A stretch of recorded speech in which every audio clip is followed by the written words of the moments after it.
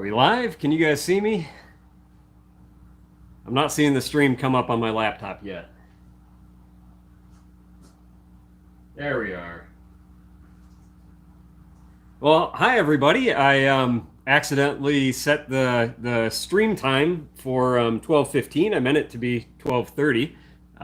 So I guess we will get started early here so that you guys aren't waiting around. But I might wait another 10 minutes or so to get started with what I was actually going to do for this video, or what the main goal, which is to test a new sky cooling paint recipe, which I came up with kind of accidentally, because I have been playing with new ways to make radiative cooling fabric, and yet I, along the way, discovered a new recipe that seems to work for radiative cooling as a paint, and maybe even better than the acrylic mixture that I've done before. So that's what I'll be testing. I'm gonna take my test rig out into the yard, wait for a few more people to jump on the stream, and then we will do that. We'll have to leave that sit for a little while, and then we'll measure some temperatures, maybe look through the infrared cameras and see what we get. I'm going to try to develop a paint here that doesn't require any pigment, which would greatly simplify some of the recipes, and yeah, should be pretty interesting. One of the things that I might also be doing here is I did end up purchasing a cotton candy machine. If some of you were around for my last live stream, that was the next attempt I was going to make at making radiative cooling fibers, as I was going to use a cotton candy machine and try to spin some plastic fibers by melting them and shooting them out just like cotton candy. And in that way, well, if I use my radiative cooling paint recipe in the cotton candy machine, maybe we can create cooling fibers that way, or we can yeah, maybe do it just by melting different plastics together and hopefully get an ultra reflective recipe. So yeah, this is going to be kind of a casual one today, because I wasn't really planning on making another stream, but I figured I'm going to be out here in the workshop for a while, so I may as well do it live. I have a lot of cleaning to do of various beakers and things that I've coated in all kinds of stuff over the last few days, and really need to clean them out so I have some fresh containers to mix up new batches of paints and pigments and various fibers in. But yeah, that is part of what we will be doing today. Let me know if I'm going to take off the I am going to unplug my main microphone here. The audio is probably going to be significantly worse with that microphone unplugged. Let me know if you can still hear me adequately well, because what I'd like to do is be able to take the camera outdoors to test the cooling pigments and stuff. And currently, everything is attached to this powered microphone. And that limits me from actually taking the camera outside. So if this audio is adequate to hear me, let me know. I think it is. Maybe not when I'm facing away from the camera like this, but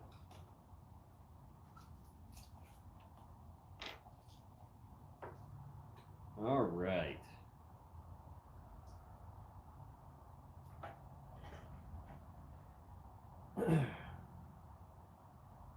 So one of the things that I am excited about for my new radiative cooling paint recipe is that I have been playing with a different plastic this time.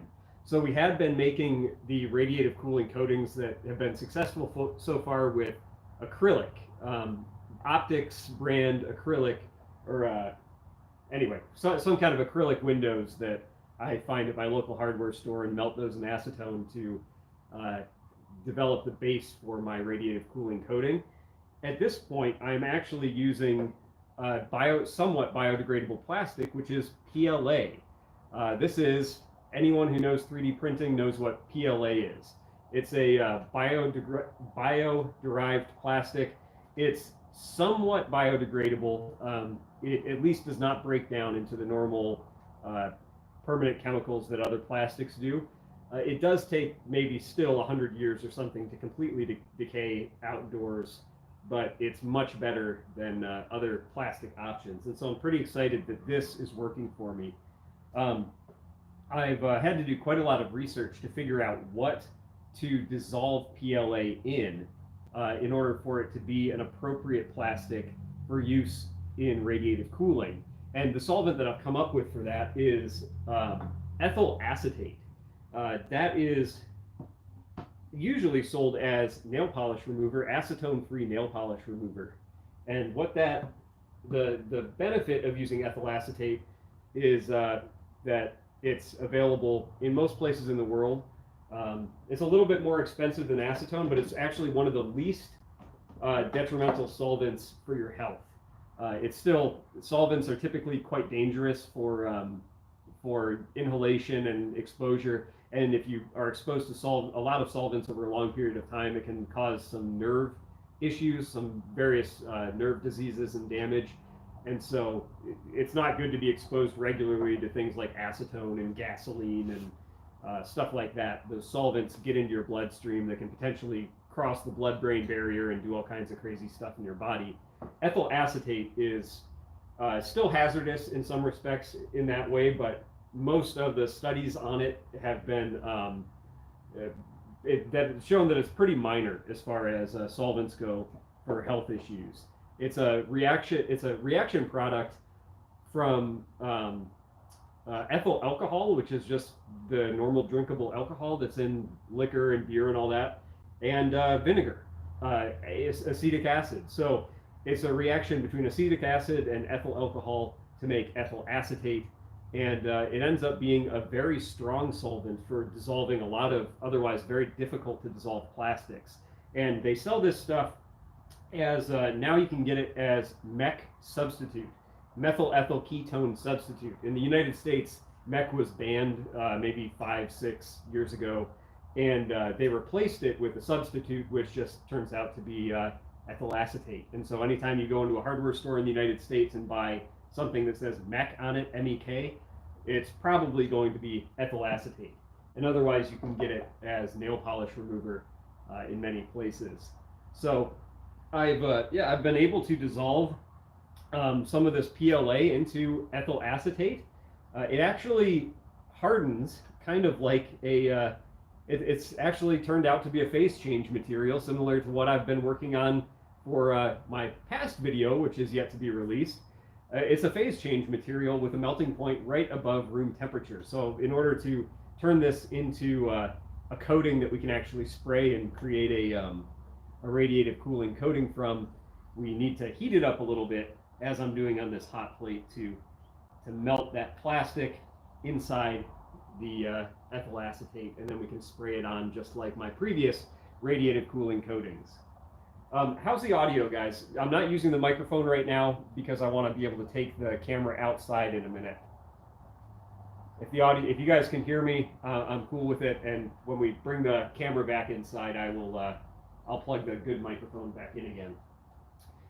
This is a sample of my paint that is currently melting. Oh, okay, thank you for letting me know on that audio. This is a sample of the plastic that is currently melting down. And I'll just leave that to warm up. And I'm going to take you guys outside because I want to put some samples of my cooling paint into the sun. All right, we are going to completely unplug here, and we are free to move the camera around. See outside my workshop here. And you guys recognize this thing? Maybe it's a little hard to see against the bright background. Let me take this outside.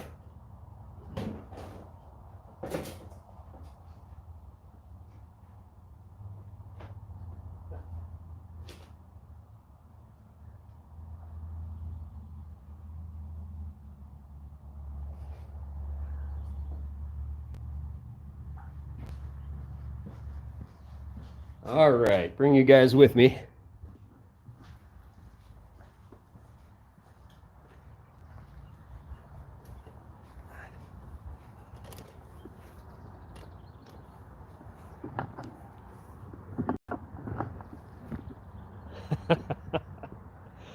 Yeah, okay, so this is the test rig that I have used to test my radiative cooling paint with in the past. You probably recognize this from my other radiative cooling paint videos. And so what we have here, we have an insulated box. It's insulated on the back with a piece of foam insulation that I can pull a nail out on the bottom here, and this foam drops out.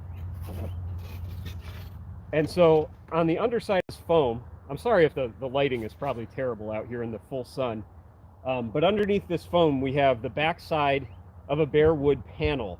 And on the front side of this panel we have a bunch of different paint samples. And by taking a thermal reading of the back of this board, we can actually see the performance of various radiative cooling paints and compare them to ambient air temp, which is what this thing is for. This is a little piece of the same wood material that my radiative cooling paints are going to be painted on. And this is a sample that is completely in the shade. So that allows this piece here to actually acclimate to the ambient air temperature without any exposure to the sun. And so by reading the temperature off of this, we get an ambient temperature reading, and then we can compare that to the reading of the cooling paints, which are painted on the front of this box and will be aimed at the sky.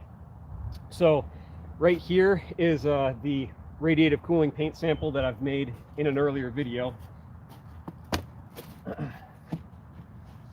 This is the acrylic cooling paint sample.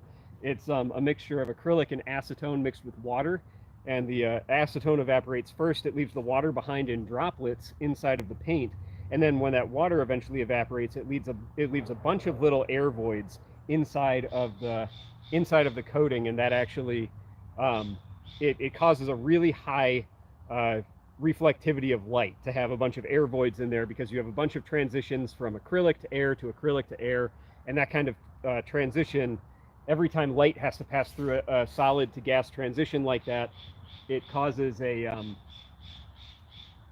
higher reflection, and so you end up with a very reflective surface.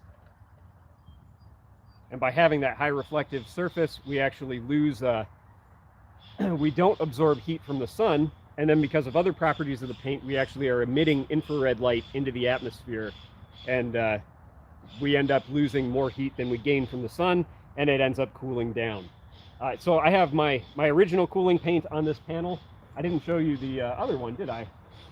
So here's the original cooling paint, and then this is my new version that I'm testing here, which is primarily made of PLA. What is that? Polyacetate something. It's basically acetic acid, an acetic acid polymer of some kind, and it's used for 3D printing. And so this is a somewhat biodegradable plastic that is composing this coating, and I'm hoping that what we're going to see is similar performance or better from this coating as compared to my original, which has pigment. I'm not sure of that yet, because this is pure plastic, a pure plastic coating, whereas this one has my nanosphere and microsphere specially made pigments in it, which increases reflectivity and emissivity. And so if I can actually get the PLA sample working just as well, that means that we've dramatically decreased the effort to make a radiative cooling coating. So what we need to do, we need to leave these samples to sit in the sun, maybe for 10 or 20 minutes, something like that, and then we can take an infrared reading of the back and find out the results. Have you guys been hearing my bird in the background? I do not have the comments on where I can see them. Can hear a little quiet. Yeah, you guys, thanks for letting me know on the audio. My bird is sounding like a crow. Mose. Let's go give Mose a visit while we're waiting on this to cool down.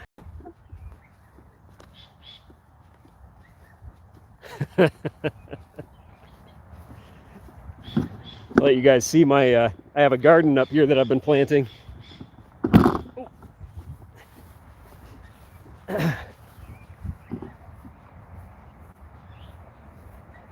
Mose, why are you being so noisy?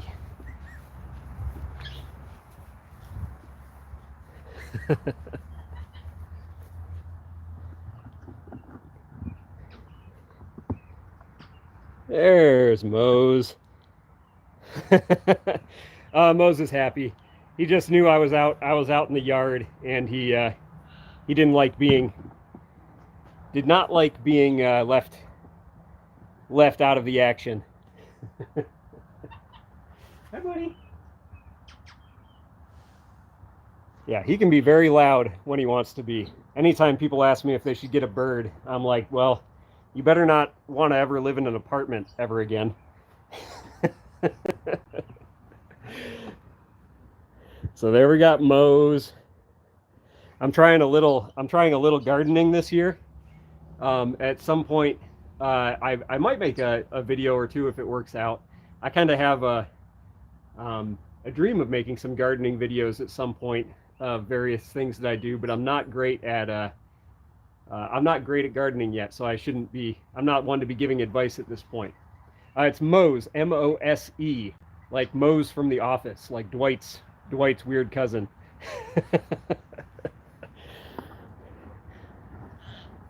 Yeah, I got some strawberries growing. I'm really proud of those guys. They're growing really quickly. So I'm in Michigan, and I just stumbled on this guy. It's called a Chicago fig. It's a fig species that was being sold at a local hardware store that is supposed to be tolerant of even the cold climates in Michigan. And otherwise, I just have some garden, just a little bit of a garden pressed up against the side of the house here. But yeah, Mose hangs out here quite often in the daytime in the summer. And yeah, listen, makes a lot of noise while I'm working.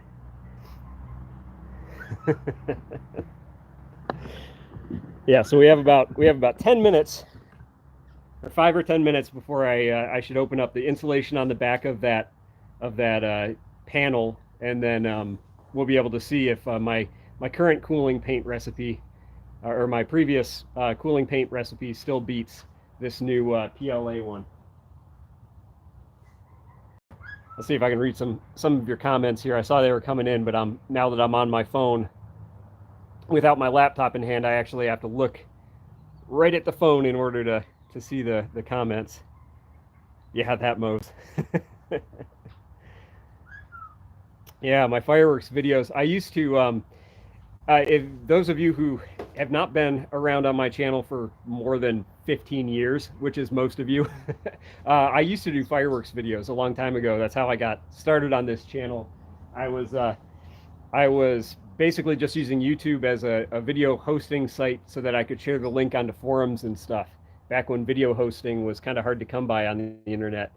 And I started out building fireworks. I still do Senko Hanabi, which is a Japanese sparkler. That's basically the only fireworks that I commonly make anymore. But yeah, that's how I got started on YouTube, is making fireworks videos. And smell the fallen fig leaves because they smell like coconut. That's interesting. I have noticed that the fig leaves on that plant smell really good. I mean, a lot of plants just smell good on their own. Tomato leaves are one of my favorite smells. I remember that from like my grandpa's garden growing up, smelling tomato leaves. And yeah, that's a good smell for sure. And take you guys around a little more. Let me see, can I reverse the camera? Maybe I can. Yeah, there we go. Now I can actually see the screen as I'm walking around. I have you guys on a weird tripod to be taking you using this front-facing camera like this, but take you guys over here, kind of show you around the yard a little bit maybe. Yeah, I've really gotten into planting a lot of stuff this year. I have all this like broad open space in the yard. This is a wide angle lens, so it looks bigger than it is, but it's about an acre, my yard. And I have all this broad open space that I'd really like to plant stuff in. So I want to get a bunch of trees out here would be nice. I have some disc golf baskets, and I have a really carefully planned, actually a full 18-hole course of disc golf baskets, which kind of rely on the yard being as it is, but I think it's worth it to plant some trees and kind of remap the disc golf course around them a little bit, because I don't need this much yard, and I grew up in an area where I had woods right across the street. Yeah, so here's one of the things I planted, Jerusalem artichokes. They're kind of a viral plant on a lot of gardening channels on YouTube because they grow in really poor soil and they're almost invasive. They spread so fast when you plant them, and they're something like a potato. You know, it's like a root vegetable that grows underground. You have to ferment them to make them digestible by humans, actually. So they're a little bit hard to digest, and you have to process them in certain ways. But that actually helps them avoid pests. So they spread really fast and they avoid pests, and so they're a really good lasting food source. Down here I have a mint variety right here. Mint is another plant that's pretty much invasive in a lot of places, but I've planted a number of varieties around these trees, which I intentionally mow around, and that keeps stuff, you know, I can plant a little bit more invasive species around areas that are completely surrounded by lawns so that I can mow around them and contain them.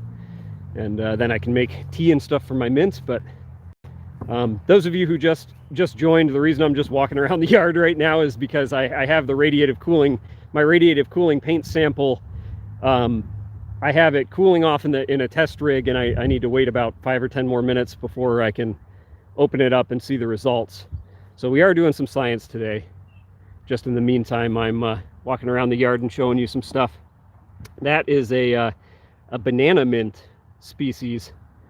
If you didn't know, there's like a million different kinds of mint, and they have all different like flavors of mint. They all have that menthol-y base, or a spearmint kind of base, depending on what variety you get. But then they have overtones of like strawberry or banana or pineapple. You can get a lot of different types of mint, and it's all very good in tea. There's a few species you're not supposed to eat, but most are okay to have in tea and stuff. All right, let me reverse the camera again, and we'll get back to this, looking at the radiative cooling test rig here. All right. So there we go. I want to make sure that there's full sun on the paint cells. Oh yeah. Because we're testing, primarily I want to test what kind of cooling we can get in full sun. So this rig is actually very hard on a radiative cooling surface, because we're comparing, the default reading is going to be on that little triangle right there. That's going to be the default reading for the air temperature, and that, as you can see, is in the shade. And so we're comparing that panel, which is in the shade, to the paint, which is facing the sun, directly head on to the sun. And so the ideal radiative cooling surface is a surface that you can actually have in full sunlight, and it is colder than it is in the shade. So like a radiative cooling panel can actually cool you down more than actually being in the shade can. And that's a pretty amazing feature of radiative cooling, and one of the reasons why it's so such an important technology. I mean, it's free air conditioning up to a few degrees. Oh, you guys can see, not very well, but my barn roof, my workshop roof up here is white now. That used to be covered in rust because it's about 50 years old, and the metal panels on the roof are steel, galvanized steel, and the galvanization eventually wore away after 50 years. And I had to paint it, and I chose to paint it white. And I really need to make another video about this, but it's not a radiative cooling white. It would be nice if I had waited until finishing my radiative cooling paint so that I could actually cover my own barn with it and give you the results on that. But I needed to do it sooner than my paint was going to be ready, and so I used a commercial product to paint it as bright white as I could get it, and it actually has had awesome results. my barn almost always stays below air temperature at this point during the daytime, not because the roof is actually good enough to cool it down, not that that coating is a radiative cooling coating like what I'm making here, which actually can go below air temperature, but because the barn gets cold at night, the white coating on the roof is reflective enough to slow down the heating from the sun. Even though it's not actively cooling, it slows down the heat enough that the barn rarely actually gets above the outside air temperature anymore during the daytime. So it's worked out really well. I've had it, the barn roof painted for, I think about this time last year, actually, I had it painted, and that would have, or it might have been springtime. So it might have been a little bit over a year now, and it's worked out really well. One of my questions was if the barn was actually going to get colder in winter, having that white roof. But something that you forget about wintertime in Michigan anyway is that it doesn't matter what color your roof is then, because your roof's always covered in snow. So it doesn't even matter. It doesn't make the slightest bit of difference in wintertime. It just provides free cooling in summer. I haven't had to turn, I have a little window air conditioner unit in there that I turn on when it gets really hot. I haven't had to turn that on since painting the barn. So yeah, if you have a workshop, I do recommend painting your roof white if you're in a hot climate, especially if you're in like a desert climate. One thing to be cautious about is humidity though. On the most humid days, I do have to run a humidifier in there now because I don't get the heat cycling of the barn getting super hot in the daytime to drive off the excess moisture if it's rained a lot. So you do have to occasionally run a humidifier, but that's a lot cheaper than an air conditioner. All right, I think that we have let this sit for enough time, and I see that a shadow is starting to go onto it. So I want to test the temperature before that shadow gets too far along. Let me move it a little bit into the sun more, just to be sure. And one moment, I will be right back. I'm going to grab my thermo camera.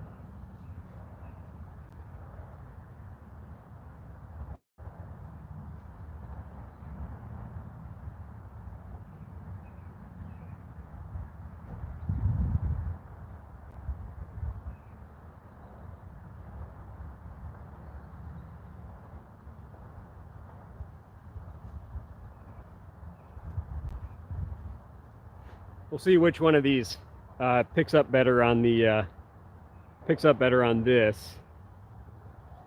I might have to adjust the brightness, the screen brightness of these thermal cameras here. This one's pretty low on battery. I think this is the one that actually picks up best though.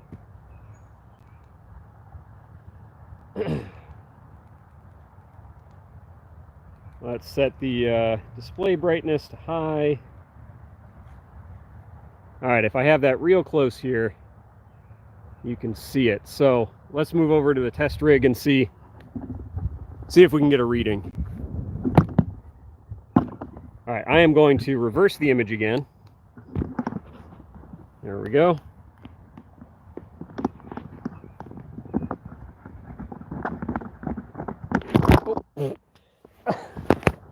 Hey guys, I just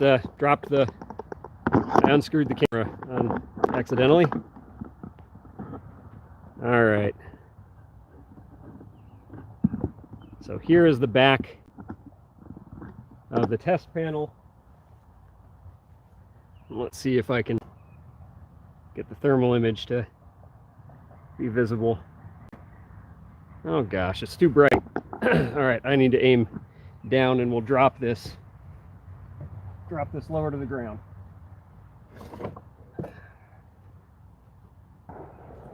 All right.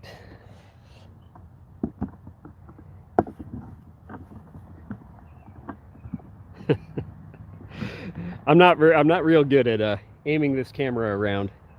Sorry about that, everyone. All right, thermal. I gotta block the side image so that the exposure adjusts on this thermal cam. That's not really working. There we go. All right, so this reading here, what in the world? 32 Fahrenheit.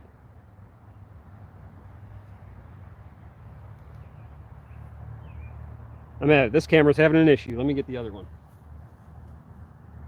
There All right, both of these cameras were set to Fahrenheit, so we'll see if this. Hopefully, you guys are all in the U.S. and don't mind that. Trying to get exposure on this. Sorry guys. Here we go. That's how to do it. So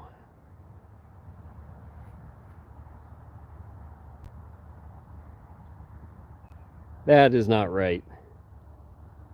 Oh, there we go. 84. So this number up here is what the temperature that the crosshairs are on. So we're getting 84 degrees Fahrenheit for ambient air temperature.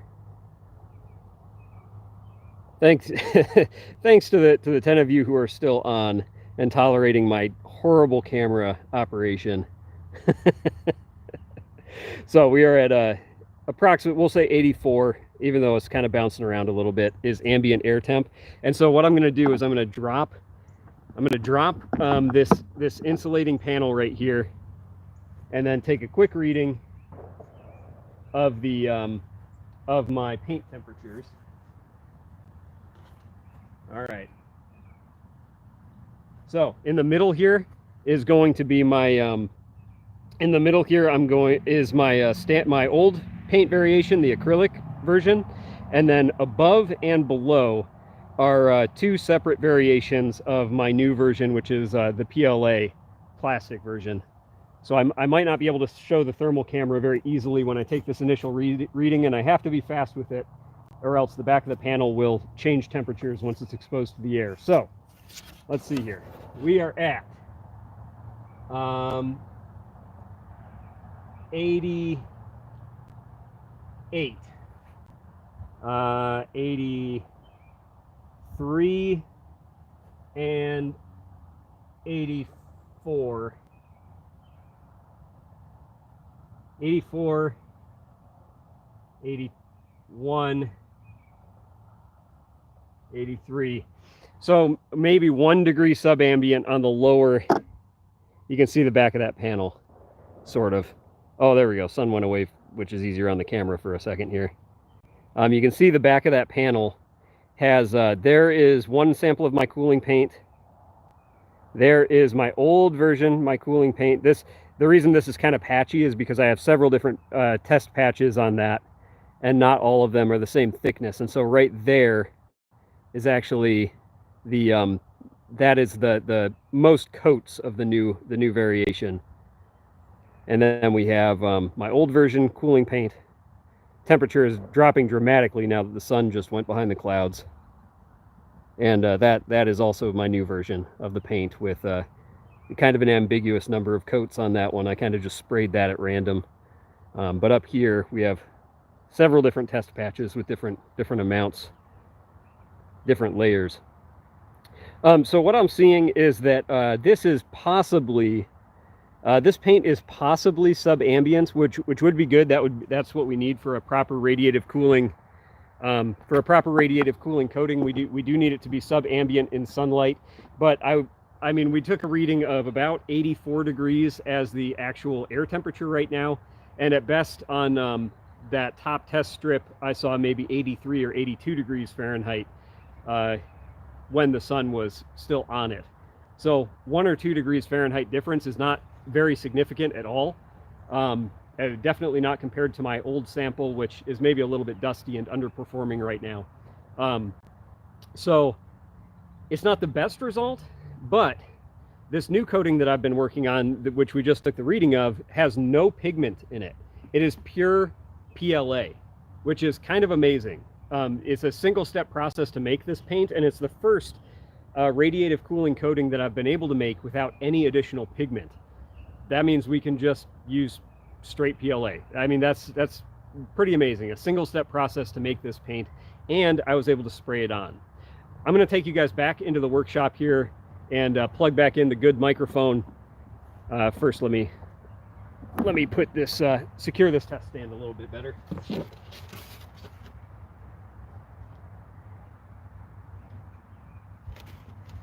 All right. Let's go back inside.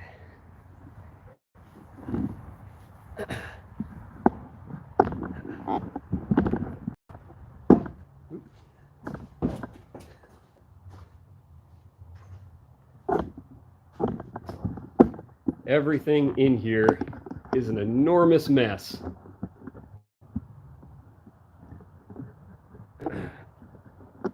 All right, gonna turn the camera around now.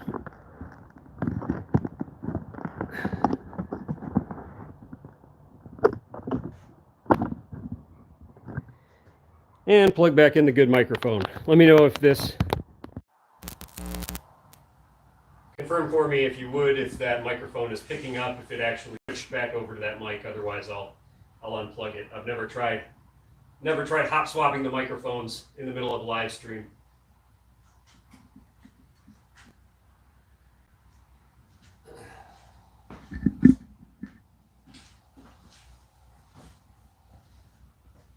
All right.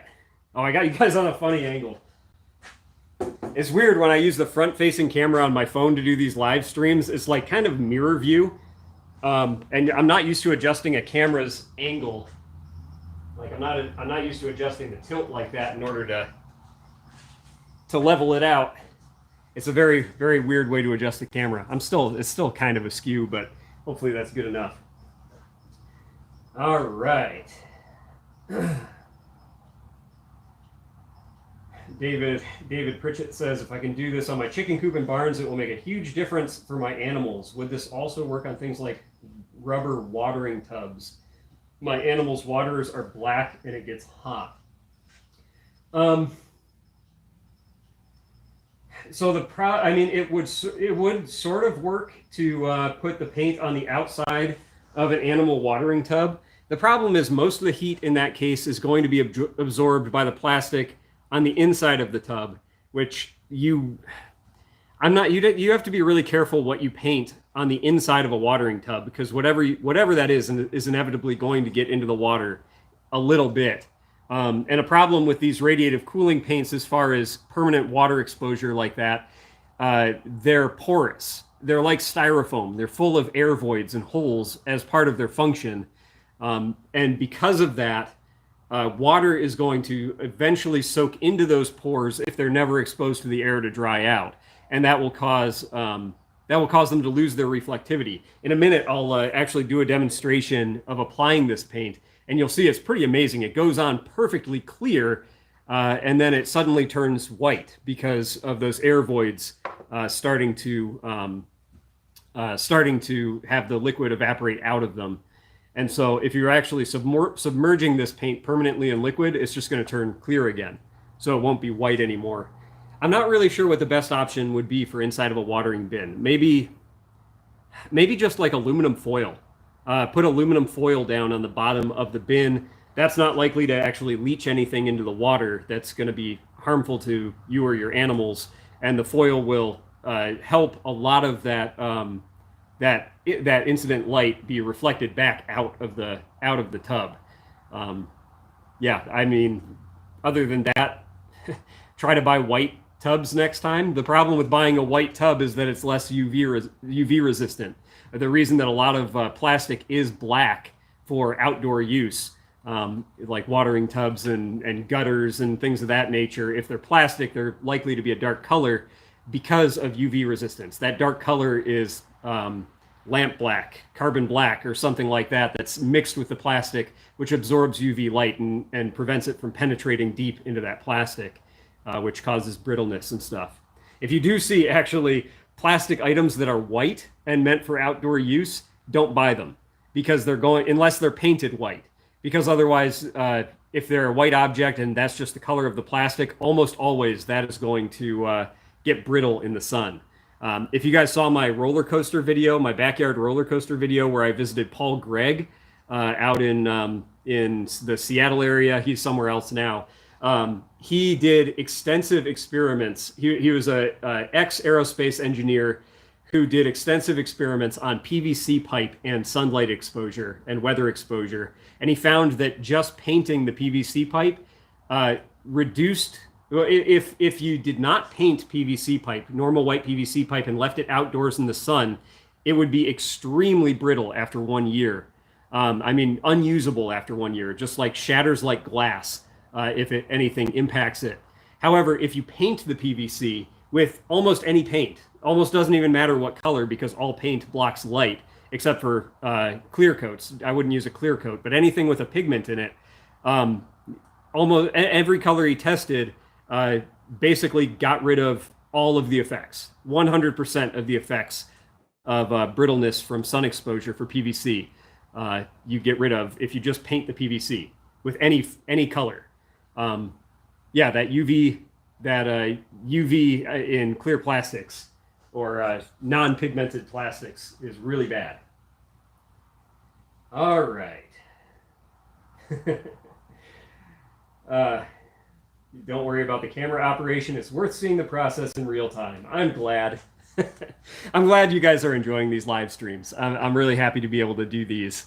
It's kind of fun, and I get to, as I'm learning how to move the camera around especially, and I was especially happy today to be able to disconnect from my microphone setup and stuff and be able to take you guys out into the yard with me and see mows and stuff. That's fun to be able to take you guys with me spur of the moment like that. You know, when I'm filming a video for the regular channel, whether it's scripted or not, I tend to plan it all out in my head, and it's really hard to just take you guys out into the yard and show you something real quick and have that fit into the flow of the video. I just feel a little bit locked into my plan for how I want to make the videos for the main channel, and so going live is better in that respect. I can just do whatever I want in the moment, take you guys around the yard, and have some fun. All right, so if you're just jumping on, what we were doing, we just tested my new PLA-based radiative cooling coating. And while we were outside testing that, I was melting down this sample because this new coating actually freezes just about at room temperature, probably 70 degrees Fahrenheit. Someone tell me what room temperature is in Celsius. My mind doesn't work in Celsius when I'm thinking about weather temperatures and stuff. But it freezes right around room temp, and so I have to heat it up a little bit in water to get it liquid again, and then we can start working with this, and I can show you how I make my new coating and how it functions. So I have my my PLA, which is dissolved in ethyl acetate, melted on this this burner here, and I'm using about 1 gram of ethyl acetate per 1 gram of PLA plastic dissolved in every 10 milliliters of ethyl acetate. So it's a 1-to-10 ratio, which is the same thing that I used for my acetone and acrylic mixture in my previous radiative cooling paint variations. And that was just a simple starting point for this recipe, and we end up adding a little bit extra ethyl acetate as solvent to get it into its final ready state. So I will have to finalize this recipe and simplify it so that we're not adding additional steps of adding solvent and stuff. But as it is, this has been working for my my experimentation. So we might need a new syringe. This one got a little bit gummed up. It should still work well enough. All right, so what I found that we have to do here in order to make the base version of this new radiative cooling paint is we take, for every 10 milliliters of my base mixture here, which I just described, I take 10 milliliters of this. This is a 5 ml syringe. So I will take two syringefuls of this and add it to this beaker here. And I want to keep both of these warm so that the PLA doesn't re-solidify. And to this, we add an additional 5 milliliters more of this ethyl acetate. I like working with this stuff. It's slower evaporating than acetone, and I've always liked the smell of ethyl acetate and acetone a little bit. Both of those organic solvents, I kind of like the smell of them, although I still, you know, my door of my workshop is fully open because Even though this is not a particularly hazardous solvent as far as solvents go for health effects, you don't want to try to breathe solvents in. Under any circumstances, it's better to avoid breathing in solvents. So to every 10 mils of my base mixture here, I add another 5 mils of ethyl acetate to kind of dilute it down a little bit, water it down. It doesn't need to be quite so concentrated as that 1 to 10 mixture of PLA to solvent that we start with. And as I'm in between steps, I like to just kind of cover the containers with aluminum foil, and that just prevents excess evaporation. Prevents some excess evaporation from occurring, which means we don't have to add more solvent at a later time. One of the nice things about this ethyl acetate is that it evaporates more slowly than the acetone, which I was using for my my previous sky cooling recipe. And what did I do? What did I do with my my isopropyl alcohol? Because that is my other ingredient, and it was sitting right next to my laptop where I left it. All right, so the other thing that we did for the previous version of the radiative cooling paint, I keep saying the previous version, but it's still the best version that I've come up with so far. This is still in progress, although I expect it's going to surpass the original version in performance. It hasn't done so yet. So the original version of my my cooling paint used water mixed with the acetone in order to provide 2 stages of evaporation. You end up with the acetone evaporating first, and then the water evaporates later after the plastic has already solidified, and then that leaves a bunch of air voids in the plastic, which scatters light just like light fluffy snow does. All those air gaps scatter light. And we're doing the same thing here, but with this variation, I don't use water because water actually doesn't mix with ethyl acetate. It separates like water and oil. And so you need to use another solvent that's soluble in the ethyl acetate. And one of those, I've actually played with several, and so far they've all worked, but the easiest to find is isopropyl alcohol. You can buy this at any convenience store or pharmacy. I'm using 91%, so there is some water in here, which ordinarily would not mix with the ethyl acetate, but because it's mixed in the alcohol dissolves the water, and that keeps it suspended in the ethyl acetate, even though they wouldn't mix by themselves. The alcohol kind of acts like an additional solvent that dissolves the extra water. So for every 10 milliliters of the base mix, we add 5 more milliliters of ethyl acetate, and then to that we add 2 more milliliters of 91% isopropyl alcohol. And this is going to cause the plastic, and this isn't a clean beaker, so you're not going to be able to see it very well, but it causes some of the plastic to fall out of solution as I add this, and that could partially be because of the water content, or it could be because this is just at a colder temperature, and so it causes that plastic to freeze, which is why we have it in this warming tray here. So we have little clumps of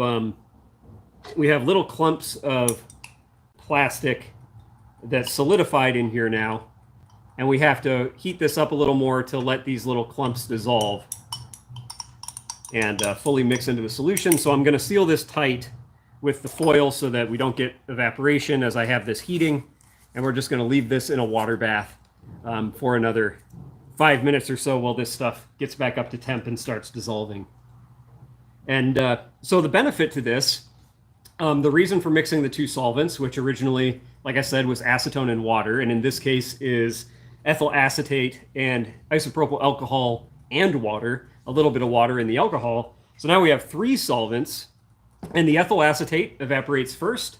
When the ethyl acetate is gone, the plastic has to fall out of solution because it can't dissolve in the alcohol or water alone. So you get a solid layer of plastic with a bunch of bubbles inside of the plastic layer of alcohol and water. And then the alcohol and water evaporates, and you end up with a super porous, almost like an aerogel, a super fine-grained foam that just scatters light like crazy. It's super, super bright white. And yeah, so we did that with water in the original paint, and now we're doing it with alcohol, which I think, okay, this is kind of cool. I didn't think of using alcohol before because, I mean, why would I? Water worked, and so I stuck with water.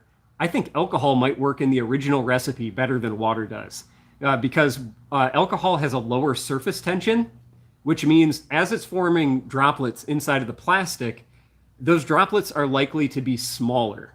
The higher surface tension of water means that it wants to beat up. It wants to beat up into larger droplets inside of the plastic. Alcohol doesn't want to beat up in as large of droplets, and so you get a finer grained foam, and that means you get more air gaps in a smaller thickness of the coating. If you've seen all of you have probably seen my previous radiative cooling recipes, my previous cooling videos, and I have to lay that stuff on thick, like 1 or 2 milliliters or 1 or 2 millimeters of coating thickness in order to get the full radiative cooling effect. So the more air gaps we can get in the coating per thickness, the thinner we can make it. And I think this might actually like double the number of air gaps at least in the coating in the same volume. And so we get a lot more scattering for a thinner coating, which means we need to use less material, which dramatically reduces the cost in order to coat a given surface. If you need to coat it with less material, that's just less material overall that you have to use. Or it means if you have a gallon of this paint, you can paint twice as big of an area with it as you would have before with the previous version by using alcohol. So even if this PLA version of radiative sky cooling paint doesn't end up performing as well as the original acrylic version, I think we still came up with something that could offer a dramatic improvement to the original version, and that is adding alcohol. It's a big effect, and you'll see that as we move on to applying this. I mean, maybe you won't see it, because it's kind of hard to see, especially with a crappy phone camera like this. We'll have to do it under the microscope or something, which I'm not able to do on the phone camera at the moment. But that will be in the original video when it comes to it. Or the final video, I should say. I'm not actually sure if I'm going to make this new coating, even if it's very successful. This wasn't what I was planning for my next video. I wanted to make radiative sky cooling fabric. And so now I'm kind of at a loss as to exactly the direction that my next video is going to head. I might stick with the sky cooling fabric. Like I said at the start of this stream, I just bought a cotton candy machine to try to spin plastic fibers. And I was just messing with PLA because I thought that could be an option for an easy plastic to melt inside of a cotton candy machine to spin fibers from. And then I could mix those fibers with various pigments or other plastics that could make it more reflective and more likely to be an effective radiative cooling fiber.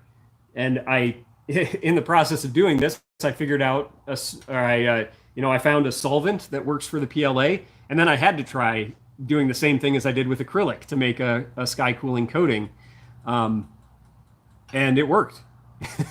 I mean, it worked so far as making the same amount of reflectiveness out of the coating. I still, by the results we just had a few minutes ago, it's still not quite as good in a thin layer, at least, as that thick globbed on layer of my original method. But it seemed to be a little bit subambient, and so that's a huge positive result without any pigment in the mixture. One of the things that I discovered also with this PLA, as I started realizing that, hey, this could be a good option for a new radiative cooling paint material, I looked up the emission spectra of this PLA, because when you're talking about radiative cooling, you have two things that are very important. You need high reflectivity, so you reflect all the sunlight that hits it, and you absorb very little heat from the sun. But then you also want high emissivity, high infrared emission in a spectrum of light that does not interact with the atmosphere. Because all the spectrums of light that do interact with the atmosphere is actually sending toward the Earth all the time, keeping the Earth's surface warm. That's what the greenhouse effect is. And it happens with more gases than just CO2. Nitrogen, oxygen, CO2, methane, all of the gases have their own emission spectra. And if you looked at those gases with an appropriate camera that could see those wavelengths, you would see that those gases are actually like super bright. They're emitting and receiving and emitting that wavelength that they interact with all the time. And so those gases appear very bright under those wavelengths, sending that light at the Earth that our eyes can't see, but it's in the infrared spectrum. And if a paint absorbs those wavelengths, it's just going to stay warm. It's just never going to cool down lower than the air around it because the air is constantly exchanging heat with it. However, if you're using pigment or a plastic coating that does not interact with those wavelengths and interacts with different ones, that light just goes straight through the atmosphere. And the light that the atmosphere is shining back at the paint isn't absorbed. It just bounces right off. And so you're interacting directly with the coldness of outer space. And outer space is very cold. So you're sending heat from a warm space to a cold space, and you end up with, a net negative energy. I mean, the energy exchange is, we're following the laws of thermodynamics here. We're going from a hot source to a cold source. So there's no weird, conspiracy theory stuff going on. It's just, thermodynamics, and we end up with a surface that gets colder than the air around it. Where was I going with that? The PLA, right? Okay, so the PLA, I looked up the emission spectra of this stuff. It is perfect for radiative sky cooling. So the spectra that the atmosphere absorbs, it absorbs a big wavelengths, like a big chunk of wavelengths right here. It has a gap, and then it absorbs more wavelengths over here. And so in this gap, that's where you want your infrared coating to release its light. And the spectra of PLA, it goes like this. Here's where the atmosphere absorbs light. It's flat. It doesn't emit or receive any light in that wavelength. Right where the atmosphere no longer absorbs infrared light in that spectrum, we get PLA making a huge spike. It's emitting almost all of its infrared light in that wavelength, and then it goes back down again where the atmosphere picks up. It is perfect. I had no idea how, I did find one other paper that used PLA for a radiative cooling material, and I haven't been able to gain access to that paper yet. I got to reach out to the authors. Otherwise, I have to pay for access because I don't know. I tried using Sci-Hub for this one, and I did not find the article. I haven't been able to gain access to it through other means, and so hopefully I can gain access and see what they did. But I'm surprised that more people have not investigated PLA as a radiative sky cooling material, because it can be organically derived, it can be renewably derived, and it biodegrades eventually. Under special conditions, you can even compost it. You have to do it at elevated temperatures and stuff. It's not like you can just throw it in your garden and it'll turn back into dirt.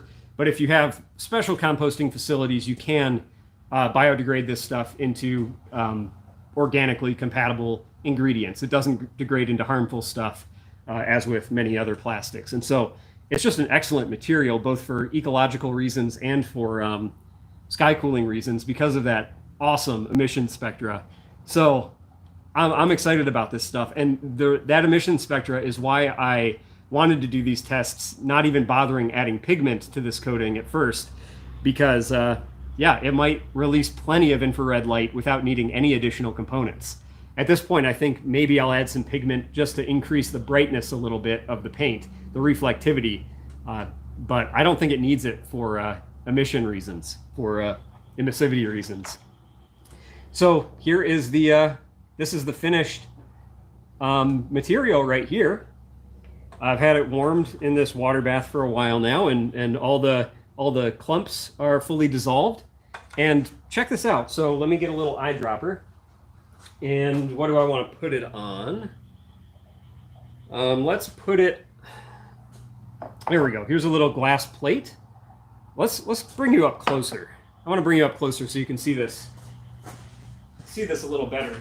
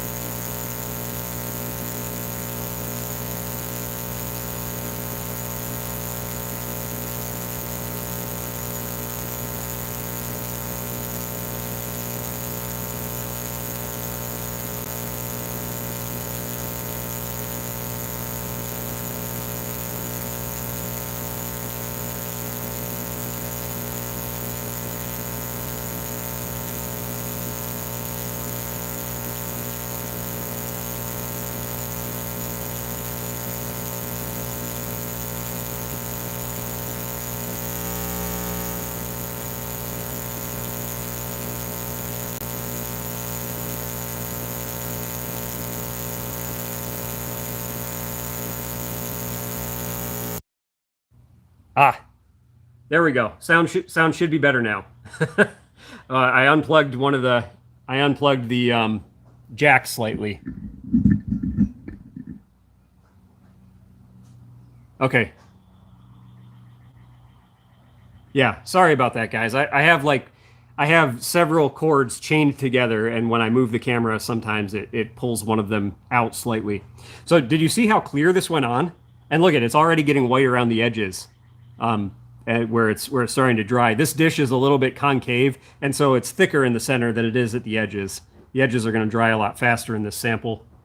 But just look at. Let me put a little bit more on. Look at how clear this goes on. It goes, you can't even see it. It looks like water. Completely transparent. And then let me blow on it to get it to start to dry. It takes a longer time to dry than the acetone version.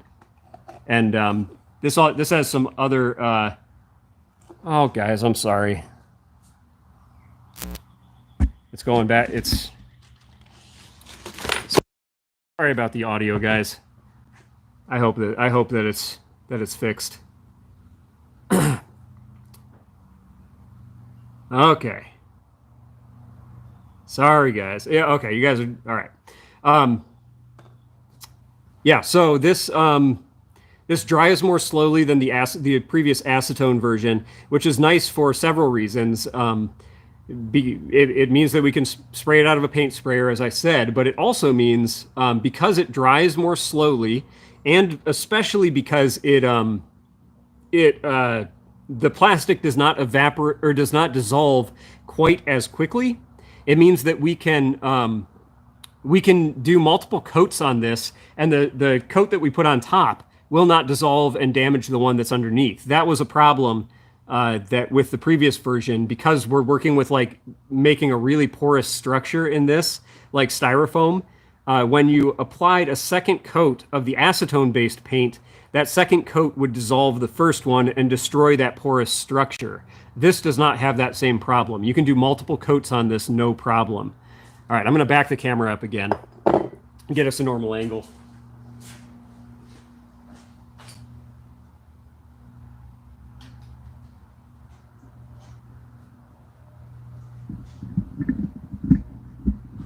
All right.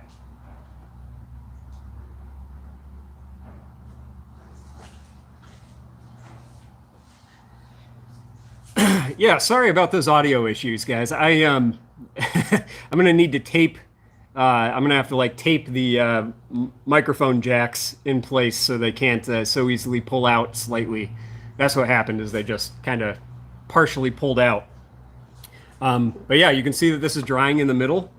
It's still not quite dry in that center spot, but you know, that went on completely clear, and now it's super bright white. That is a very reflective white coating right there. And yeah, it's awesome for reflecting high amounts of sunlight with a really good emission spectra for infrared cooling. I'm pretty excited about this. But here, I've already made 2 different sky cooling paint videos. When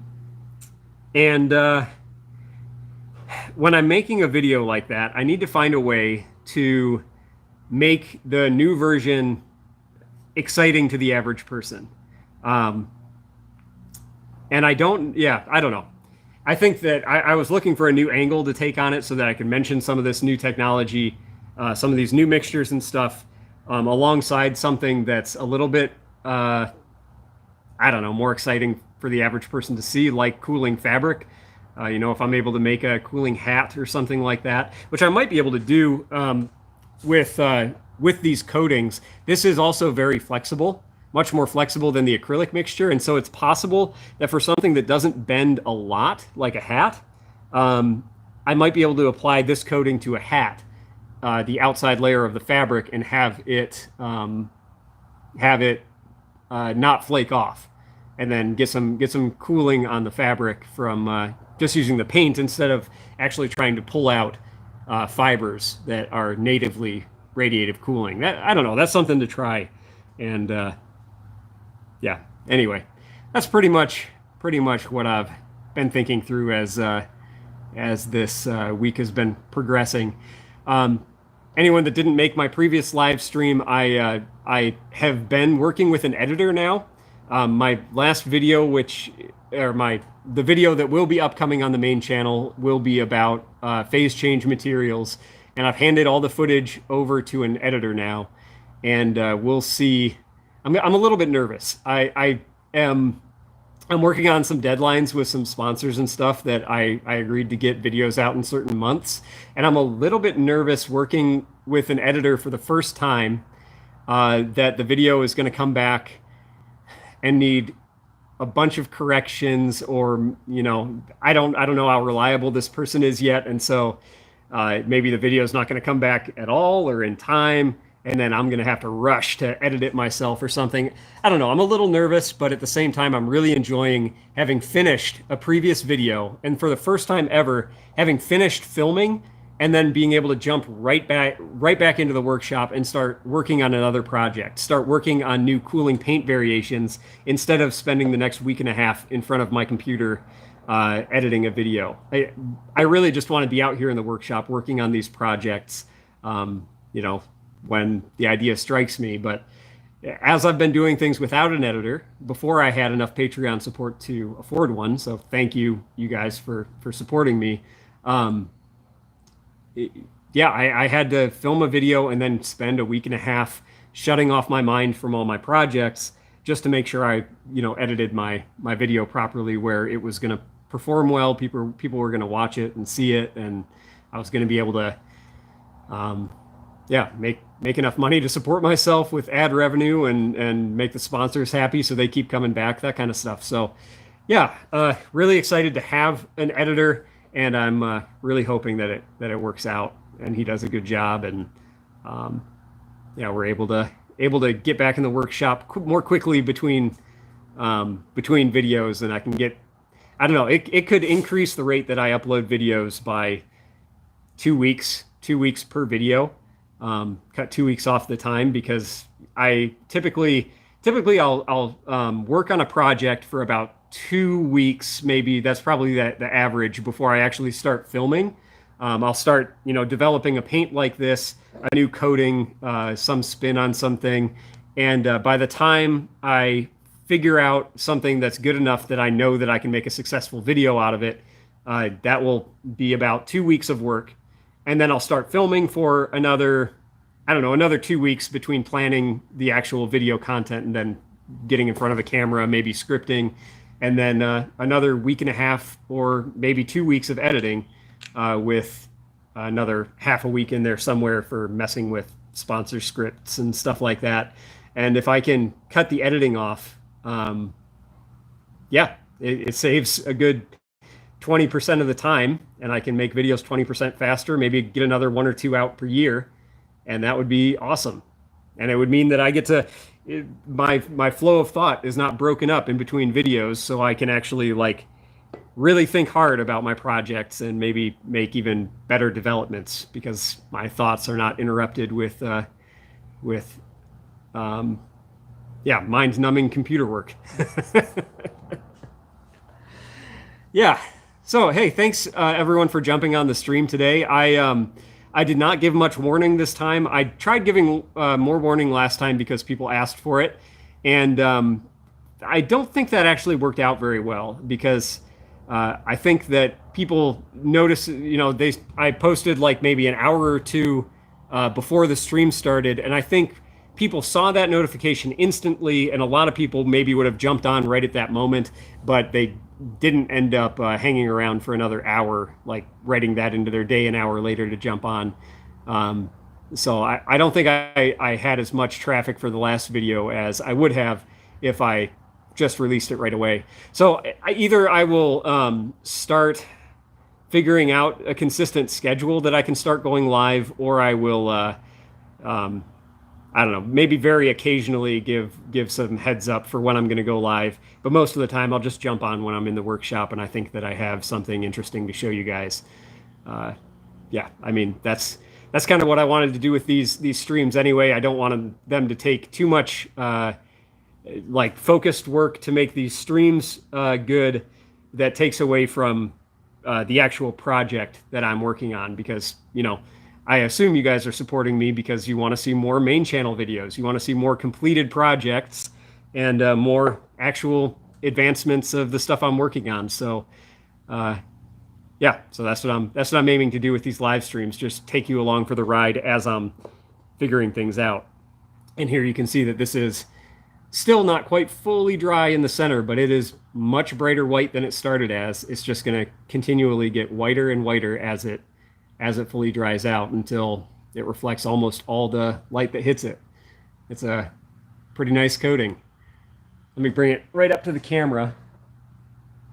And yeah, it's drying a little bit unevenly in the center because, as I mentioned, this dish is a little bit concave, and so it was thicker in the center than on the edges. And when you have like an inconsistent coating thickness like that, you get a little bit of weird surface effects that cause the paint to be a little bit wobbly, a little bit swirly in the center there. But overall, it's still a really nice coating.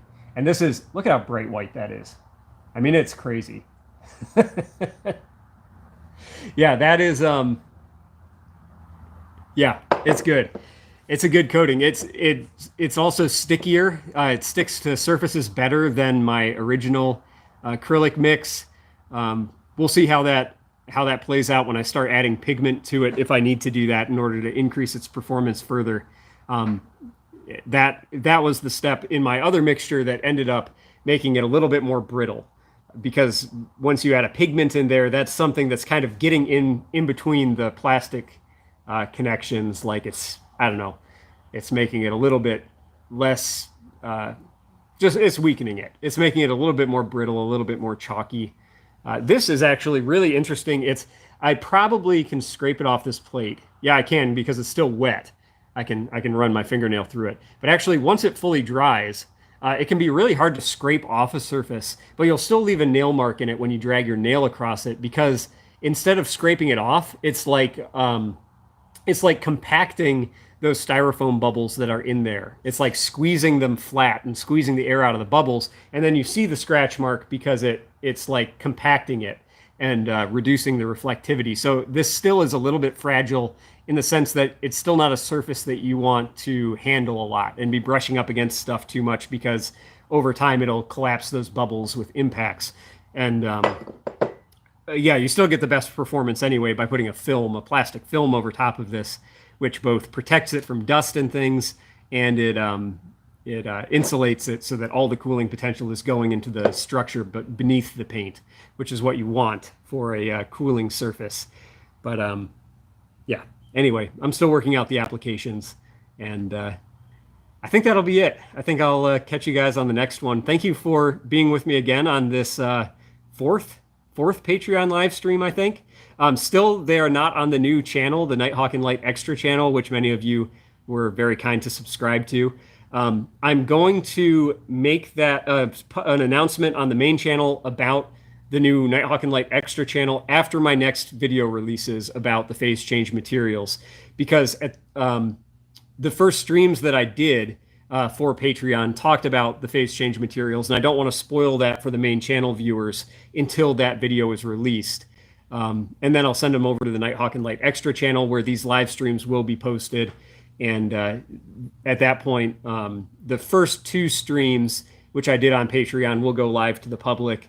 And then I'll figure out like a duration of time that these streams stay private for patrons only before they're released to a general audience. Probably when I'm talking about a project like this, if I'm talking about a new type of cooling paint, I'm not going to release this live stream to the public until a video featuring this goes live on the main channel. I would assume that's probably how I'm going to do things. Anyway, yeah, hopefully you guys enjoyed this. Thank you so much for hanging out with me again today. And you guys want to walk over and see Mose one more time before we go? Let's do that. I'm going to disconnect you from the tripod here. Unplug. All right, let's walk out. Walk out and go see Mose.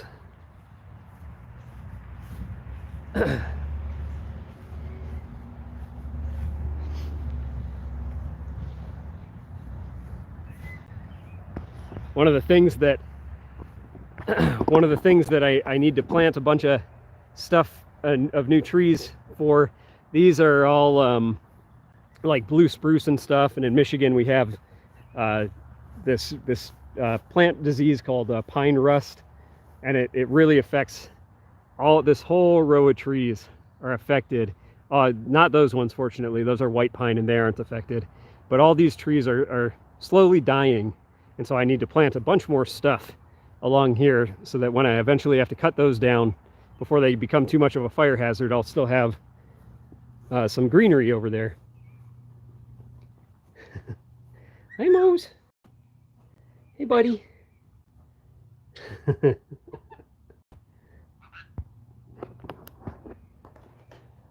There he is. Happy to be outside. He sometimes bites me when I go to take him back inside at night. I don't know what's up with that.